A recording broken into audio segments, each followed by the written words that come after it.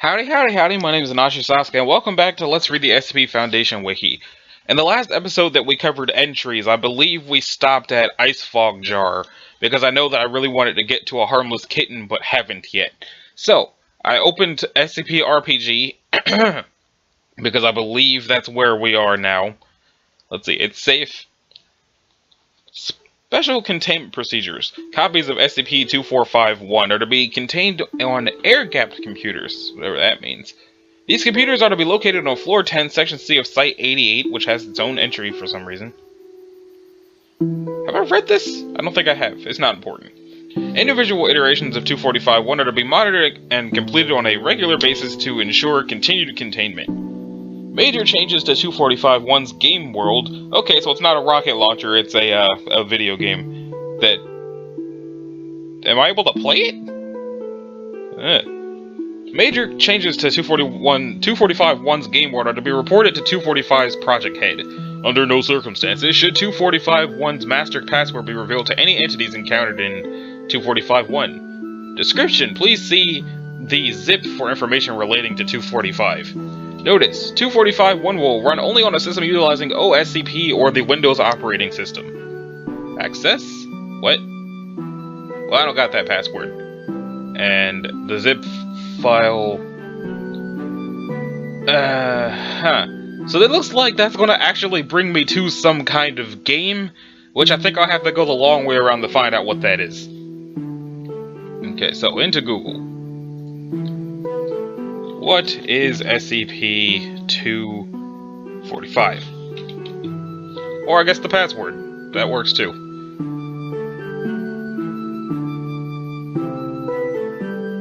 Okay, password.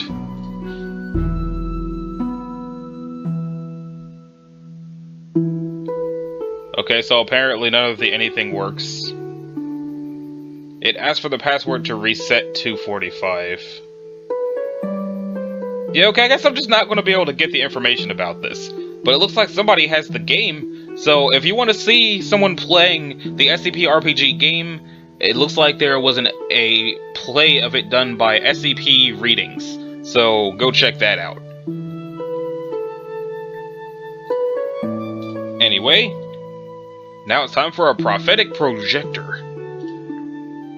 Which is also safe. Apparently. SCP-246 is to be kept in a wooden crate within Site Blank's secure storage. Researchers who requisition its use for experimentation are responsible for their own room arrangements. Okay. 246 is otherwise not to be removed from its container, especially for recreational use, so no watching movies for fun on it, because I guess bad things happen. 246 is a 16mm film projector. When activated, 246's projection lamp lights up and the reels begin turning. When the projector is pointed at a screen or other white surface, a film appears, even though 246 film, hereafter referred to as 246-1, does not pass in front of the projection lamp. The film feeder has been welded shut, making any attempt to load 246-1 into the second reel impossible. Requests to cut through or replace the feeder have been denied due to the possibility of inadvertently breaking it. Examination of 1 suggests that it is blank while inert, though high-speed photography shows images on the film when it is in its active state. Analysis of these images is underway. When replaced with any other roll of 16mm film, 246 continues functioning as described below. After using 246 with a reel other than 246-1, the reel exhibits similar properties to 1. Microspectrometer analysis of reels made blank by 1 has shown anomalous forms of redacted. Further analysis by Foundation researchers other than Dr. Blank is not permitted. Okay. Despite 1's content or lack thereof, when activated, 246 projects a short film in the style of a 1950s educational film. 246 seems to have a limited degree of awareness, as a female D-class subject was shown a film entitled, "You're Not Going to Live Very Long." Shortly afterwards, she was terminated at the end of the month as per procedure. An introverted D-class subject, blank, despite previous convictions for redacted, was shown 3 easy ways to remove blank. A film explaining tools and techniques for home surgery, and was subsequently terminated after his attempt to use a toothbrush as a surgical instrument. That night, Dr. Blank, employed as a surgeon before the Foundation data expunged, and who had supervised Blank, attempted to follow the film's advice. He was found dead the next day, blank and viscera scattered on the floor around him. Further experimentation resulted in the film's digestive systems of woodland creatures, 3 handy tips for handling amputation, and sightless eyes dealing with total paralysis, which involved graphic descriptions of stroke victims' slow death by starvation before being found by relatives. All subjects suffered the described afflictions shortly after exposure to 246. Researchers are therefore discouraged from following 246 directions and to report any urges to activate 246 to their research supervisor. Okay. Now we're finally at a harmless kitten. That looks like a tiger. Before containment. It's Euclid though, for some reason.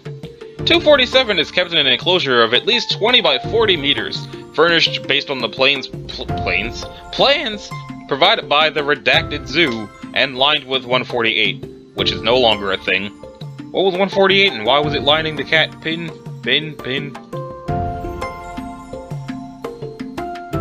It's cast 120 cast ingots. A metallic surface. Have I not read this? I had to have read this. Right, Telekill alloy. Yeah, I've read that. Let's see. Offset from the rest of the site blank by at least 50 meters in order to mitigate its psychic effect. As per current containment procedures for 148, its use in the containment of other SCPs is to be avoided if at all possible. 05 somebody. 247 is to be fed 18 kilograms of fresh meat on a tri-weekly basis. Feeding occurs in a separate enclosure. Cleaning staff should enter the enclosure only during designated feeding times. No other access to the enclosure is allowed. The footage resulting from any violation of this order is to be achieved for use in training the cleaning and monitoring staff of 247. Oh, it is a tiger. Okay, so, in case of a containment breach, the entire wing must be evacuated and all live footage of the incident heavily censored. The area of 247 that 247 occupies will be sealed off and gassed, followed by the return of 247 to containment. If for any reason this should become impossible, a retrieval team will be sent in armed with heavy tranquilizer rifles. A retrieval team agents must be specially selected for high reflexes, excellent marksmanship, unquestioning obedience, and low empathy scores. Okay. 247 is a Bengal tiger, which to all observers appears to be a harmless cat with an orange and black striped coat resembling that of a tiger. Remote feeds and still photos also show this illusion, although it is unknown whether the photo itself is affected or merely the observer. 247's true nature has been confirmed by analysis of weight, water displacement, and dental molds made from bite marks. It is unknown exactly how 247 generates this illusion. There are 2 components to the illusion. First, a mimetic effect that changes the perceived image of 247 to that of a kitten, and second, a psychic component which radiates outward from the subject, diminishing according to the inverse square law and reaching half strength at blank meters. Any sentient being within the field comes under the impression that 247 is completely harmless, regardless of prior knowledge or experience. Individuals in this field also show extreme reluctance to harm or allow others to harm 247, even while being actively harmed by the subject.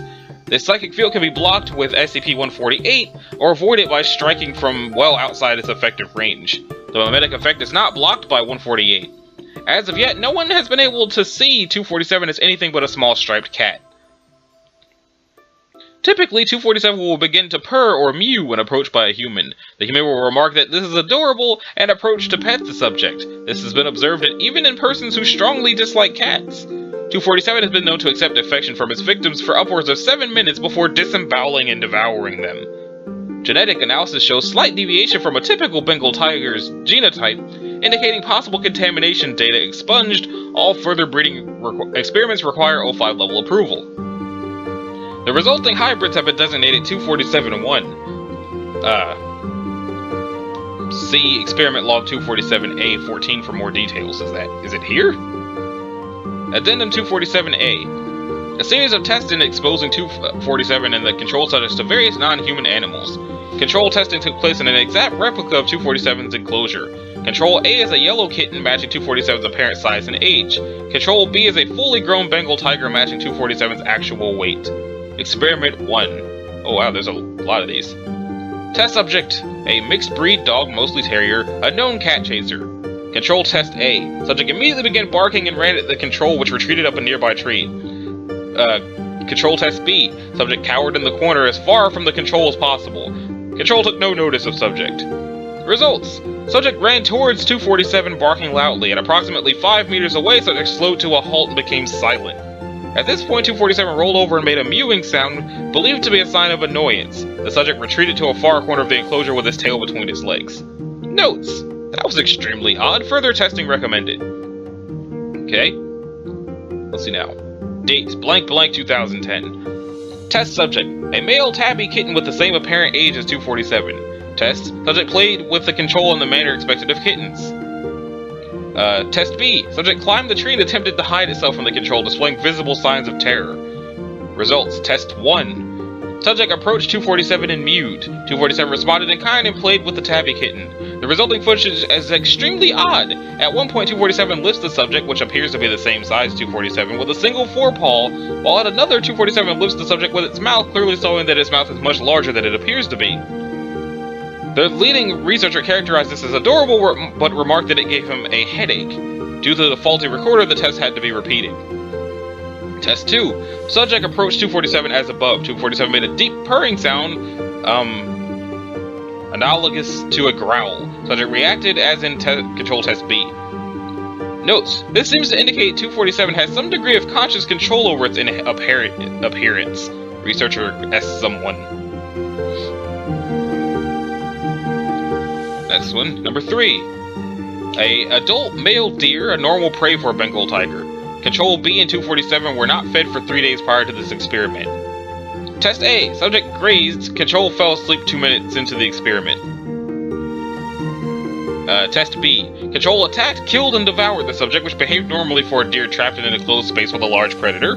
Results. Subject began grazing as in Control Test A. Subject 247 approached it calmly and killed it with a single bite to the neck, then proceeded to devour the subject. Test was repeated without 247 being forced to fast. 247 completely ignored the subject for over a day before apparently becoming hungry and killing it, again with a single bite to the neck. Notes. 247 seems to prefer humans both as food and for entertainment. Other prey animals presented to 247 were all killed in a single strike, while humans are invariably allowed to pet the SCP for some time before being killed, and are sometimes mauled and played with the way a cat will play with a mouse. Furthermore, the SCP has killed every human it has had the opportunity to kill, regardless of hunger. Okay, Test 8. An adult female chimpanzee. Subject and Control ignored one another. Test B. Subject retreated to a tree showing some signs of unease. Control displayed some curiosity towards the subject but did not attack. Result. Subject approached 247, made noises identified as signs of affection, and began to groom 247. 247 allowed the subject to groom it for over an hour, then messily killed and devoured it. Notes. This seems to be its typical reaction to unfamiliar prey animals.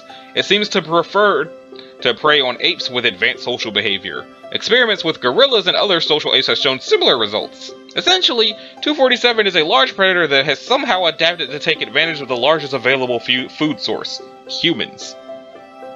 We should investigate all future reports of man-eating tigers in case there are more of these things. Okay, here's Test 12, we're almost at 14. So, Test 12. An adult female grizzly bear. Control Test A. Control fled up a tree in terror. Subject ignored it. Test B. Subject and Control acted nervously and gave one another as large a berth as possible. Initial results. Initial test subject and 247 ignored one another. At one point, subject came very close to 247, resulting in 247 giving a warning growl. Subject responded with hostility. Has aborted due to possible harm to 247. Subject tranquilized with a Foundation by Foundation personnel subsequently killed by SCP-247. Notes. Further tests involving animals potentially capable of killing or injuring a Bengal tiger are cancelled. Number 13. An adult female Bengal tiger. Control fled up a tree in terror. Subject ignored it. Test B. Subject and Control greeted one another, established the order of social dominance, then both fell asleep. Results. Identical to Control Test B. Interestingly, 247 was the beta animal in this interaction. Okay, last one. Adult male Bengal tiger. Test A. Control fled up a tree in terror. Subject ignored it. Test B omitted record of normal Bengal tiger mating behavior is substituted. Result, as expected based on Control B, data expunged. Notes, researcher Blank has been removed from this project for lack of security in his experiments, although in light of his injuries, further disciplinary measures have been deemed unnecessary. Data expunged, which seems to have benefited from a form of hybrid vigor, has been designated SCP-247-1. Considering that 247 is likely to have bred naturally in the wild, Mobile Task Force Iota-5, Tiger Bait, has been formed and assigned to hunt down and contain or destroy all incidences of the hybrid 247-1. So, the tiger bred with the harmless kitten, as it were, and created something so terrible that he was immediately fired, but was injured so bad that they decided not to kill him. Because that's what they do. Did they say female? Yeah, adult female. So...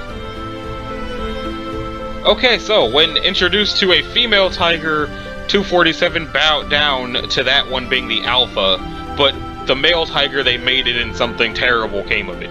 Okay, cool. Cool. I don't know what I was expecting from that one, due to the fact that a few entries back, and by a few I mean like 100 entries back, there was the lady who could see things as they are and as they will be, and she saw the harmless kitten as a harmless kitten. And no, maybe that's not the same thing, because she saw a cat that it was only half the cat was visible and the other half was invisible, and she just pet it normal, and I think that's what I thought a harmless kitten was going to be. But instead, a harmless kitten was a tiger posing as a cat that eats people. So, now we know. Moving on. 110%. Which is safe. Ouch. That was my elbow, sorry. SCP-248 is to be kept in a fireproof safe in Dr. Mize' office, unless being used directly for testing purposes. The safe has a keypad-style opening mechanism. Any personnel of at least level 2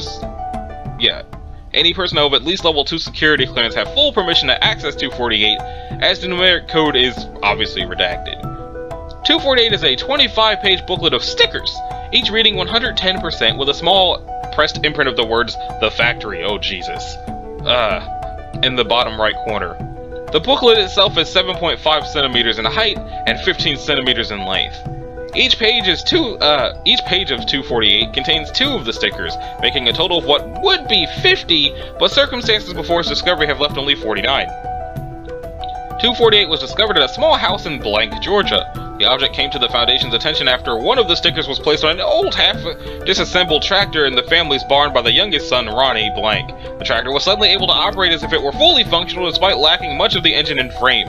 Agents removed 248 and the tractor from the family in exchange for a bogus coupon for free pesticides for the farm. The family was administered Class A amnesiacs and left alive. Dr. Mize received 248 upon its arrival to Site Blank and took deep interest in its apparent abilities. The tractor is now labeled SCP-248-1. See Addendum 248-01 for testing of 248-1. Testing of 248 has been approved by Dr. Mize. See Addendum 2 and below for preliminary tests. Remaining stickers, 46. Addendum 1. 1 is a 1979 John Deere tractor in an extremely rusted state. Most of the engine is missing, apparently from a restoration that was never completed. The frame is also partially missing near the rear of the tractor where the driver would be positioned. A sticker from 248 is located near the back behind the left wheel. Upon turning the key in ignition, 1 starts up and operates as if it were in pristine condition. It is capable of achieving speeds up to 42 kilometers per hour, slightly faster than a typical tractor of that specific model. Must be the extra 10%. Though the tractor operates with no engine, gasoline is still required to maintain power. Further testing is required to understand whether or not the tractor would operate without a gas tank. Removal of the gas tank resulted in it becoming non-functional in all aspects. The whole of 1 is to be held in Hangar Blank of Site Blank for future tests regarding the need for fuel but lack of engine to create forward motion. 248 was tested on a Blank brand computer. The sticker from 248 was placed on the motherboard of the computer, which was then started up like usual. The speed of the computer was greatly enhanced, as noted by Dr. Blankety Blank, the owner of the computer. Diagnostics of the PC revealed the disk space to have increased from the maximum of 250 gigs to 275 gigs, as expected. The RAM had also reached the expected 110% efficiency. However, the interior was also experiencing similar results. The heat sink was pulling off 10% more heat than usual, and the conductivity of the wiring was allowing electricity to flow 10% more smoothly than the best modern superconductors. Why the wiring is achieving such a high rate of non-resistant flow compared to the heat sinks slightly above optimal cooling is not understood at this time.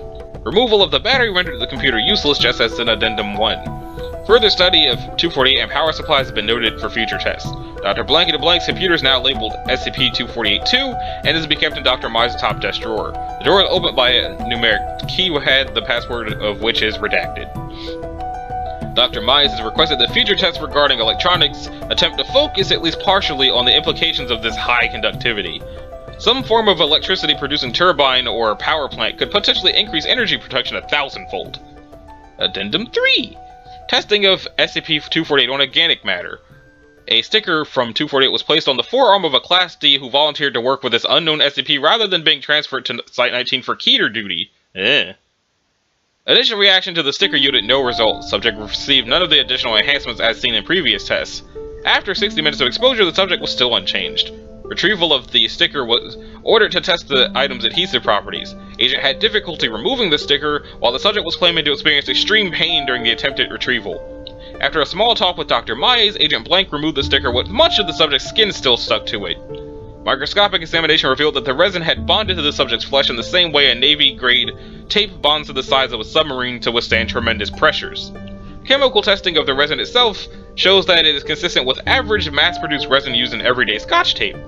The chunk of skin was labeled SCP-248-3 by Dr. Mize and is now held in a vacuum-sealed plastic container. It is stored in the same fireproof safe as 248 in Dr. Mize's office. So, it bonded to their skin on the microscopic level as if it were really powerful tape. Okay. Addendum 4. Testing of 248 on 248-1. Attempted removal of sticker. Agent Blank was asked to try and remove the sticker with his fingers. After a few moments of failed attempts to scratching it off, Agent Blank is given tools to use. Tweezers, a pair of pliers, pocket knife, chisel, and a hunting knife, which have no effect on the sticker itself.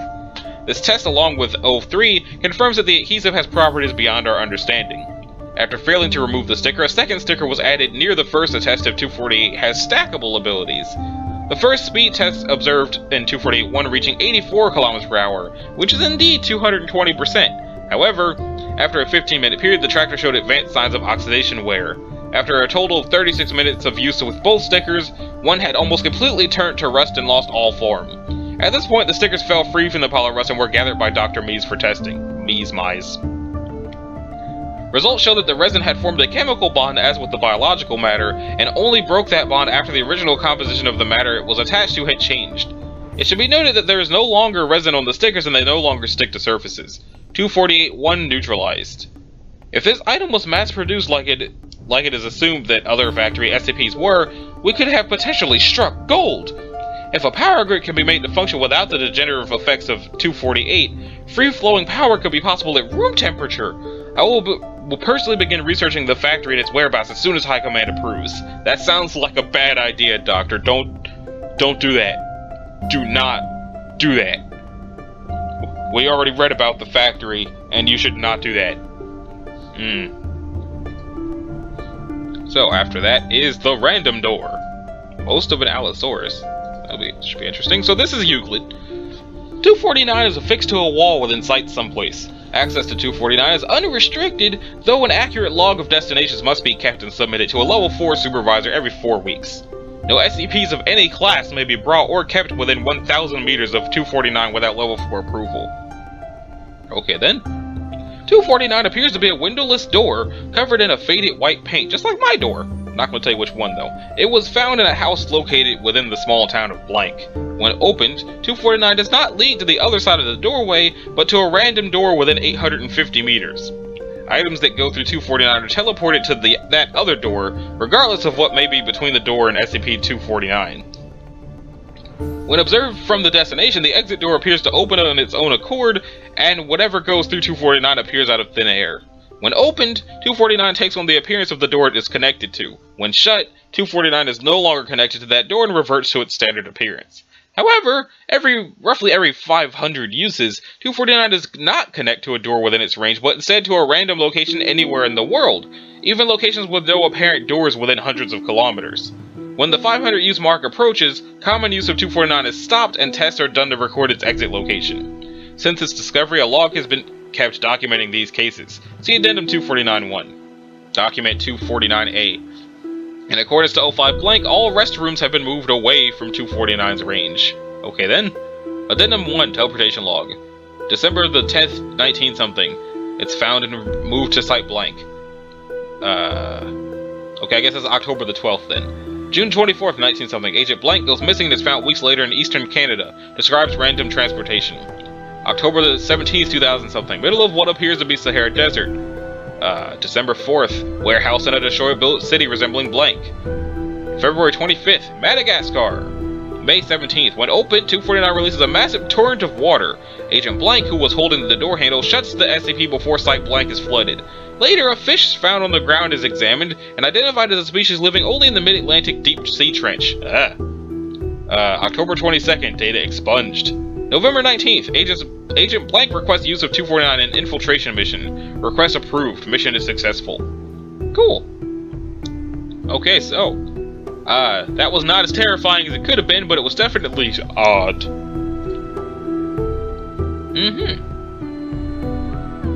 Why do I get the feeling that it moves? I feel like it moves. SCP-250 is to be kept in a 50 meter by 50 meter enclosure simulating a prairie environment with padded steel walls 15 meters high and 1 meter thick. The temperature must remain between 20 and 28 degrees Celsius by day, and between 10 to 14 degrees Celsius by night, with an average humidity of no more than 8%. This serves the dual purpose of ensuring that 250's overall behavior remains predictable, and of maintaining the physical integrity of its component parts. Vegetation within the enclosure is to be maintained on a weekly basis. See document 250-MB48 for details. Although 250 does not physically require nutrition, it is to be fed one live adult pig every 2 days in order to regulate its aggression and hunting instincts, so it totally does move. Figured as much. The remnants of its meal are to be removed from its enclosure no less than 1 hour after the onset of its nightly dormancy period. This includes cleaning any residual biological debris from the physical components with compressed air and whisk brooms. At no point during cleaning are any of its physical components to be moved by more than 1 meter in any direction, as this risks disrupting its dormancy. Dormancy ends within 5 minutes of sunrise. Access to 250's containment during its activity period is prohibited. Description: SCP-250 is the animate fossil skeleton of an allosaur, originally identified as Allosaurus fragilis. However, an incomplete scientific article found in the personal effects of paleontologist Dr. Somebody indicates that this classification may have been erroneous. It consists of 153 disarticulated bones and 14 plastered fiberglass replacements, held together and animated by an unknown force. Study of this force is hindered by 250's aggressive behavior, which has been assessed by Foundation paleozoologists as being well within theoretical norms for an Allosaurus. 250 emulates what are presumed to have been the standard daily activities of a living Allosaurus. It wanders its enclosure by day, enters a state of dormancy by night, and will attempt to kill and devour anything which it perceives as suitable prey, including humans, obviously. It's a dinosaur. Why would it not perceive humans as food? We're tiny.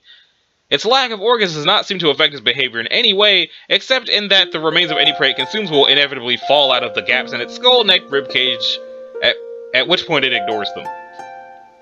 250 was first excavated as an 80% complete skeleton in redacted 19-something. Records from the excavation do not include any reports of anomalies. In 19-blank, it was transferred to the Blank Museum of Blank in redacted, where it was assembled, mounted, and put on display. On the night of blanketed blank 2000-something, 250 seized and killed an intruder to the museum. Although damage to the intruder's remains was so extensive as to render forensic identification impractical, they were conclusively shown to not be those of paleontologist Dr. Blank, whose office in the museum was extensively vandalized that night and who has not been seen since. Foundation personnel embedded within the museum staff reported the incident and 250 was taken into custody. Why were there Foundation staff personnel in this museum staff? What's in this museum that they felt the need to do that? And then there's the deceptive snow globe. How many have I covered so far? 1, 2, 3, 4, 5, 6, 7 is the deceptive snow globe. Which is Euclid. That's a real dude, isn't it?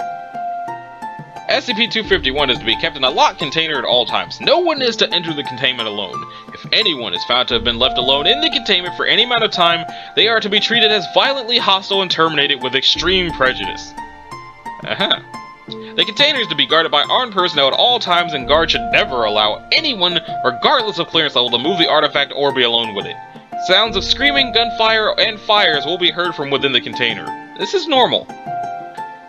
Description: origin unknown. 251 consistently appears to be a small snow globe. Attached is a series of photographs taken of the same artifact over time. This indicates that the snow globe is at least partially animate. However, when viewed directly by multiple people, there is no apparent movement except by a perpetual blizzard. 251 has not been moved since his arrival at Site 19, but the snowflakes have never ceased falling. The scenes depicted in 251 are all extremely violent or morbid, occasionally depicting something fantastical, while mostly depicting more realistic brutality. All those who have been alone with 251 for any amount of time have later displayed extreme violence, xenophobia, and emotional distress. So, I'm not sure what I'm seeing here. Okay, one of them seems to be someone being dropped down a well, and the other one, I'm honestly not sure what that is. It looks like someone got their head blown off. Okay. So stay away from that thing. The Humboldt squid. The cancer plague. Are they just going to get crazier? Okay. Let's see. Blah blah blah blah blah blah blah blah. A breeding pair is maintained under the direction of marine biologist Dr. Somebody. Personnel should not approach the containment tank unless they have been previously prepared for the anomalous effects of the animals. Additional specimens of 252 may exist in the wild. Blah blah blah blah blah blah blah blah blah blah. Current specimens are considered sufficient, and further acquisitions are not a priority. Containment of information regarding encounters will consist of standard cover story 53, Drunken Sailor, and administration of amnesiacs as necessary. SCP-252 is a subspecies of Dosidicus gigas. Mature specimens are noticeably smaller than average, reaching no more than 1 meter in length and weighing a maximum of 40 kilograms. Dissection shows the absence of an ink sac and an increased density of chromatophores. There we go. Approximately 20 times the normal adult average. I don't even know what those are. What are those? Let's find out. Chromatophore. Let's hear you say it. Thanks. A cell or plastic that contains pigment. Okay. Behavior is identical in most ways to mundane specimens, except when hunting or threatened. When a member of SCP-252 detects prey, they exhibit aggressive behavior and move towards the target at a maximum speed while rapidly cycling their chromatophores. The color shifting has a hypnotic effect on prey animals that make visual contact, causing them to cease all defensive behavior and attempts to flee until grappled. Blah blah blah blah blah blah blah blah blah blah blah blah blah blah blah blah blah blah blah. All animal life, excluding other 252 and mundane squid species, will attempt to escape the vicinity by the most direct route possible. This fear response can cause the targets to harm themselves as they flee into hazardous conditions or ram repeatedly into container walls.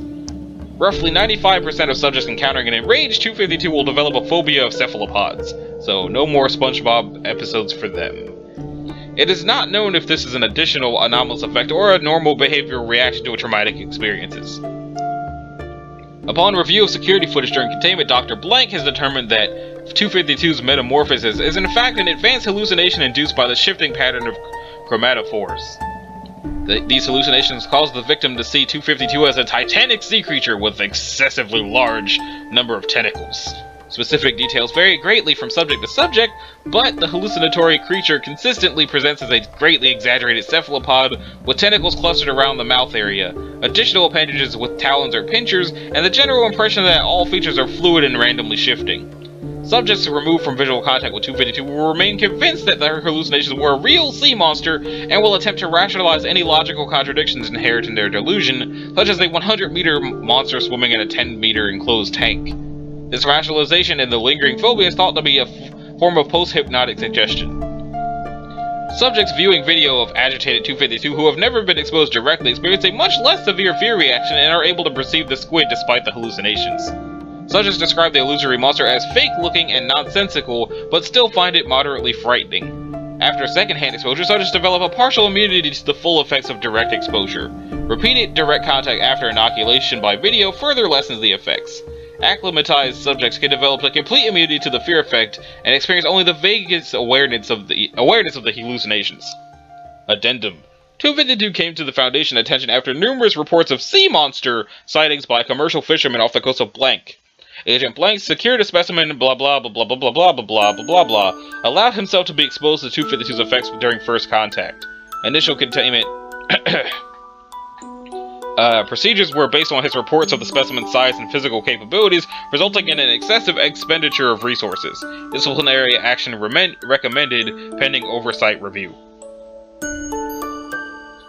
Okay. I'm at 35 minutes in, so I'm gonna do the cancer plague and stop from there. But first, I wonder if Humboldt means anything.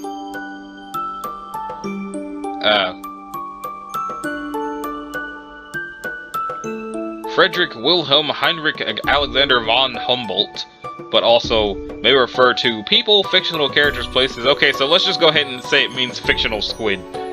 And let's check out the cancer plague, and I think that'll probably be the last one for this episode. It's Euclid. At this time, 253 poses a substantial threat to humanity. Okay. 253 is to be kept under biosafety level 4 protocols at all times. All research is to be conducted at a site where incineration and irradiation protocols can be swiftly enacted. That is geographically isolated and does not possess a diverse biosphere. The sterilization protocols shall be enacted following occurrence of any event on this list. 1. Communications blackout lasting longer than 48 hours. 2. Power disruption lasting longer than 1 minute during any active experiments involving 253. 3. Abnormal rise in average temperatures beyond a change of 6 degrees Celsius, 11 degrees Fahrenheit, or a rise in humidity levels to 90% relative humidity. 4. Manifestations of unusual electromagnetic phenomena during testing of 253. At the conclusion of testing, any subject exposed to 253 are to be disposed of, and their remains are subject to the sterilization protocol. So, kill them and burn them. Got it.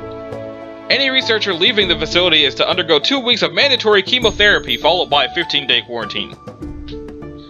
SCP-253 is a cluster of undifferentiated human cells matching the physiological traits of cancer. As per cancerous cells, cultured samples of 253 will grow indefinitely if given an adequate source of nutrition. 253 is contagious, able to pass from human to human, as well as to some animal species. 253 is not an airborne contagion, but physical contact with surface neoplasms on the infected subjects will spread the plague. The first sign of 253 infection is the emergence of skin lesions, typically dime-sized, 2 centimeters in diameter, and groups of 3 to 5 at the site of infection. Within 12 hours after the appearance of the lesions, MRI scans show the development of neoplasms within the brain. That's quick. At this time, the neoplasms do not induce neurological symptoms. Over the next 24 to 48 hours, 1 to 2 days, numerous skin lesions start to emerge and grow in size.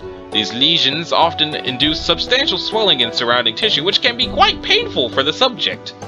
Often, the pain, if left untreated, leaves many subjects unable to move, as pain does. Towards the end of the 48-hour period, neoplasms start to emerge in the lymphatic system and neurological symptoms start to manifest. The neurological symptoms of 253 are different for each patient, depending on which part of the brain the invasive cells have contaminated, with one exception.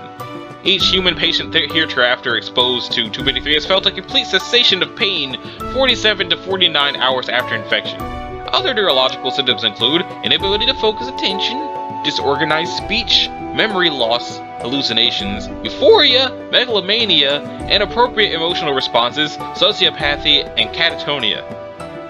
Some of these things are not like the other. Some of these things just do not belong. Okay. The neoplasms do not seem to respond to radiation, and chemotherapy with high-dose metozanitrone, irinotecan, and dacarbazine has only minimal effects. Chemotherapy was observed to kill some cells and markedly slow down the growth of others, and therefore might be useful for post-exposure prophylaxis, but is ineffective in established disease. If the mass of cancer cells within a population does not reach a biomass threshold of approximately 1,400 kilograms, 3,100 pounds, the cells will overwhelm the host within 5 days, resulting in death. If not transferred to a new host, the cancer cells will consume any remaining usable biomass of the host's corpse before finally running out of resources and dying. However, if the mass of cancer cells within a population reaches the threshold, electromagnetic phenomena will start to manifest. Okay. The sources of these phenomena appear to be the infected hosts, but the mechanism of the EM manipulation is not understood at this time. Further, it appears that the EM emanations facilitate some sort of communication between the hosts.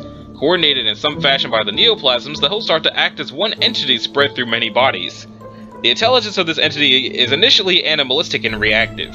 As the intelligence of the Gestalt entity is believed to be based on the remaining brain tissue within the host, it is hypothesized that the entity may be able to achieve human-like intelligence.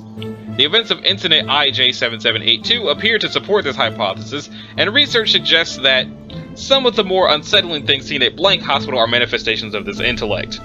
Until suitable methods can be created to jam the EM transmissions of the end-stage infection entity, and until efficacious treatment alternatives for the disease known as cancer enters common usage, the utmost care must be taken with samples of 253. Addenda. Proposal that it be classified as Euclid, pending review of that incident. Given provisional Euclid, final report on that incident has been released. Research involving the approaching threshold biomass in human subjects has been denied. Use of SCP-500 experiments has been denied. Use of 427 has been approved. Early results are not encouraging. Despite success using 427 to treat other forms of cancer, in this instance, 427 appears to induce accelerated growth in both tumorous growths as well as in the patient. Subjects were terminated as they neared the critical threshold for use with 427. Request to take patients beyond the critical threshold is pending. So let's just check out what this incident is. Okay. On blank, the Foundation became aware of a significant event leading to the quarantine of an entire hospital under the pretext of an Ebola epidemic. Due to reports of abnormal electromagnetic phenomena associated with the hospital, a report was transmitted through unofficial channels and eventually made its way to the Foundation. Concerned that other groups might get involved, the Foundation sent Blank to investigate the situation. At 1800 hours, an infiltration squad of the task force entered Blank Hospital. Site investigation summary. It's kind of long. Let's see. Examination of the exterior of the hospital showed no abnormal signs. Telescopic examination through windows showed human shapes of indeterminate origin moving through the halls of the hospital. Examination of the electromagnetic spectrum showed the hospital was giving off EM energy. Analysis of the signal showed a pulse of consistent energy lasting between 29.2 seconds and 45.1 seconds. This pulse was followed by a 2.3 to 11.2 second cessation of emission. The pulse's energy was primarily concentrated in three bands: 82% in the SHF radio frequency band, 11% in the ELF radio frequency band, and 7% concentrated near 1.2 THz. Terahertz? The SHF pulse initially interfered with the site investigation team's satellite link-ups, but a workaround was quickly implemented.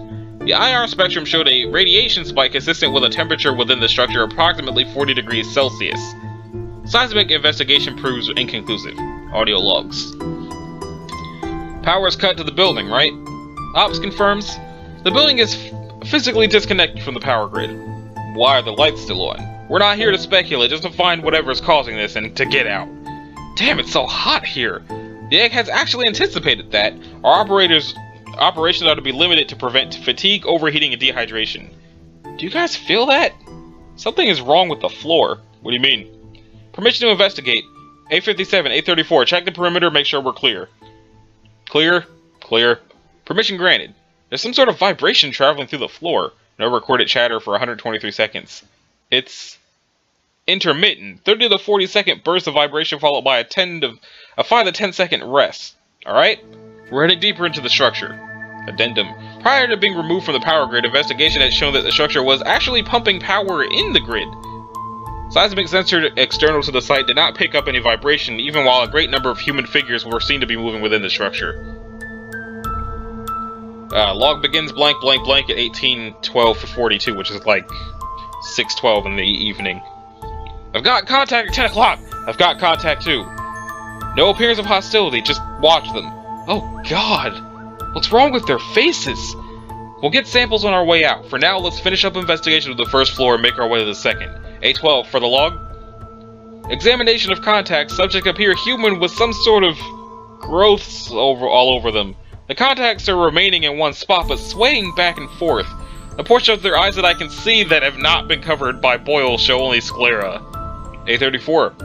Rooms appear empty in disarray. Some of the beds show some sort of brown fluid covering them. This fluid can also be seen on the floors. It almost seems like the lights above the contacts are brighter. Addendum. Samples were unable to be taken of brown fluid before it was required to destroy and sterilize the site of investigation. A few minutes later, we are making our way up the stairs, about to open doors to the second floor. A34. A deep thump can be heard over the log. The hallways are not lit, it's almost completely dark. Activating flashlight. Oh god. What do you see? They're everywhere. They're filling the hallways, they're making some sort of sound. A deep hollow moaning can be heard over the log, increasing in intensity. From this point onward, several distortions can be heard over the log. They're moving fall back! Distortions continue in the background. Say again, A34, I can't hear over the static. One of them touched me. We'll regroup near the reception desk, A34. You're officially being removed from the mission. Yes, sir. Proceeding to Unknown intelligible. Say again, I didn't hear you. Unintelligible. A34. A34, respond! Team, roll call with hand sign. A12 in fighting form. A29 in fighting form. A48 in fighting form. A57 in fighting form. GO1 in fighting form. Pause. Alright, A34 is MIA. We'll proceed to the reception desk. The hell? Damn it, A29, if you're going to respond to something, describe it for the log. Reception desk is covered with the brown fluid from before. Words have been spelled out. From the progenitor. Several symbols are present as well, showing signs of intelligence. A48 is photographing. 2 or 6, they're coming! Defensive positions! Can we make it to the door? Several contacts are in the way. They do not appear to be approaching us, displaying the swaying behavior. We'll retreat that way. A12? What's wrong, A12? They've done something to their faces. Where do you talk? Oh, Jesus. A48, get a picture of that. That's one way to use a scalpel. Wait a minute, is that a necklace made of teeth? The fuck? The fuck? The fuck? Sounds like weapon fire. Cease fire! Perchant, cease fire! Eric! Eric is, A12. Distortions on log. I'm sorry. I'm so sorry. Unintelligible, unintelligible, unintelligible. I hope this finds your release. Momentary sound of a large explosion, followed by a log cutting out. A29. He just blew himself up? That doesn't matter. They're coming closer. We have to get out. Weapons free. Yes, sir! Static for 37 seconds. Unknown. In prehistory, the essence of life is wasted in the darkness. Its children turned against it. Now all will be returned to the essence. Addendum. Past this point, no further portions of the log can be salvaged. A29, 57, and GO1 escaped from the hospital. Sterilization protocol was enacted minutes later, as it appears several of the infected hosts were attempting to escape from the structure. The 3 survivors of the infiltration team were placed in quarantine, and samples of 253 were obtained from them. Though treatment was attempted, none of them survived past 5 days. A48 was lost in the retreat, and unfortunately his camera was unable to be salvaged. Though wireless backup protocols were in use, the distortion effect in the hospital meant a great deal of the photographic evidence collected in Incident IJ7782 was fragmentary. A48 and A34's corpses were found badly burned. Remains identifiable as A12 were not recovered. Other human remains were found, but with no recognizable trace of 253. The sterilization site has been determined to be devoid of all traces of 253 and will leave Foundation custody 6 months after the release of the incident report. Well, damn. For one, I wish I could have done different voices for them, but I didn't really know what gender they were, so I didn't know what to go off of. And damn. Just the cancer plague. So, what episode is this anyway? This has been episode 62 of Let's Read the SCP Foundation Wiki. If you liked it, a like and a subscribe would be groovy. If you didn't, you don't need to do either one of those things. In the next episode, we'll be going back over to Resurrection 8-9 to see how they're doing with all that stuff. So, thanks again for watching, and I will see y'all in the next one. Later!